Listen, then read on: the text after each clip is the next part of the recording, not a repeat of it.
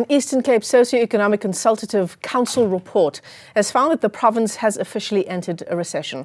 This follows an economic decline for the third consecutive quarter, resulting in a steady knock-on the GDP.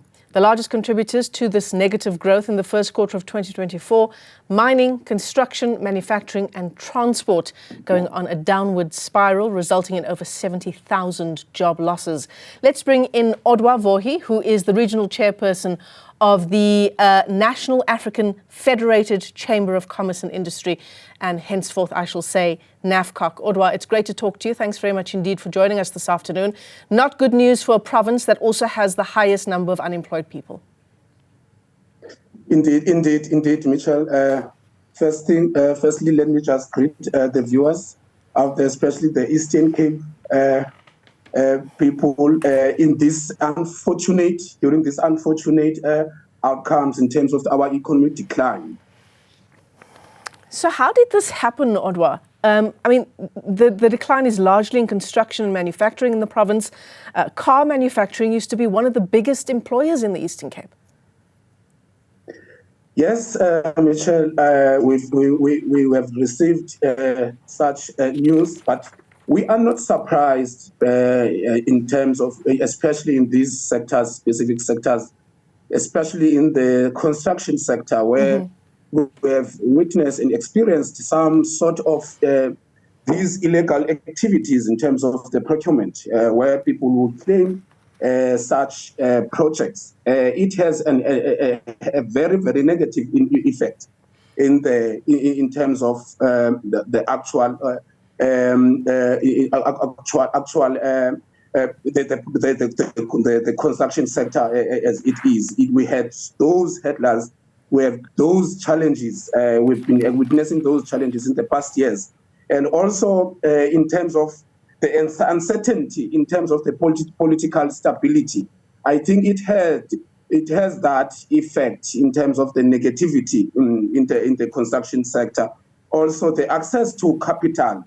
It has showed that people will be given the project and then the people will not finish up those projects. So I think those are other challenges that faced that sector. And also on the manufacturing, the problem now, we know the challenges of the energy cost and the reliability.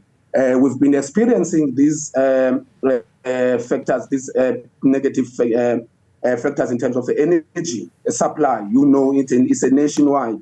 And also the skills shortage. It has played a very pivotal role in terms of for that sector to grow in the last quarter. And also we have Eastern Cape is known as a province. We have an aging infrastructure. Economically, I think the government, national government and the provincial government should be able to check on that. Our infrastructure, our aging infrastructure, and necessary infrastructure for the economy to strive. We've seen the lack of the rail, the metro rail, and everything for the transport of these goods. It has been aging. It has been it is an infrastructure that is not okay for the economy to improve. So Odwa, do you mind if I come in there? I just want to focus in on the construction sector, which I think you're citing as one of the biggest drivers in the whole range of drivers of this downward spiral: mining, manufacturing, transport, and so on. You'll correct me if I'm wrong, but the sense I'm getting from you is that construction is under the heaviest pressure insofar as this negative growth is concerned, and that the construction mafia can account for large parts of that. Yes. I think it is one of the major challenges that we are facing as a nation, because from what we know previously, construction sector has been the sector that has been booming in the number of years.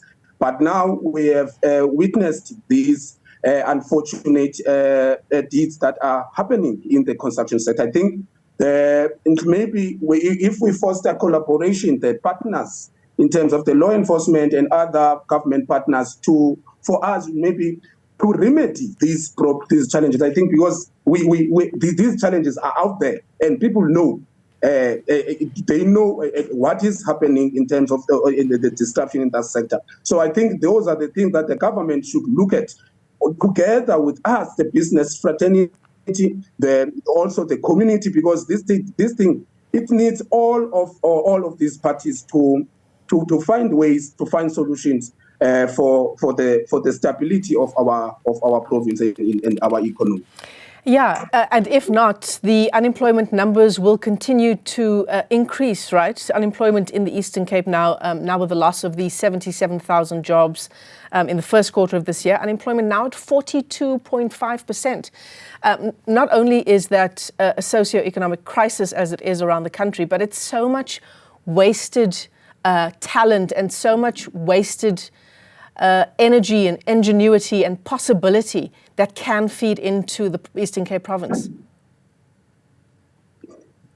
Yes, I think as I said, Michelle, that we need to foster these collaborations throughout all of these the partners that are involved in terms of the solutions. So in terms of one of the recommendation, I think from the business sector, is to maybe to look at the policy stability, because I think part of all of these disruptions and stuff like that, we have policies in place, but unfortunately, maybe some will look at in a way that it will will satisfy their own interest and stuff like that.